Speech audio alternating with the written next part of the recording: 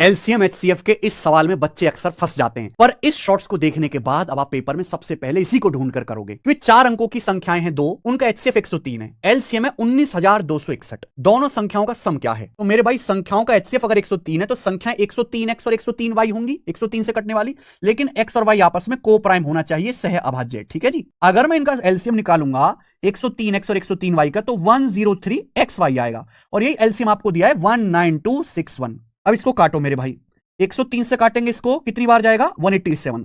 यानी कि x और y ऐसे दो सहभाज्य नंबर है जिनकी गुणा करके 187 आ रहा है। या तो भैया या तो 1 गुणा 187 होगा, या फिर ये 11 गुणा 17 होगा। लेकिन यहां बोला है कि दोनों संख्याएं 4 अंकों की होनी चाहिए। अगर मैंने पहला केस माना x की जगह 1 रखा, y की जगह 187, तो संख्या 4 अंकों की नहीं आएंगी। यानी कि ये केस होगा, अगर मैं x की जगह 11 है, 103 गुणा 11 है, और दूसरी संख्या आएगी 103 गुणा 17, ये दोनों ही 4 अंकों की है, और इनका सम आएगा जी 103 गुणा 28, यानी कि 2884। ये आपका आंसर है, बी ऑप्शन। ये आप करके दिखाओ सही सही।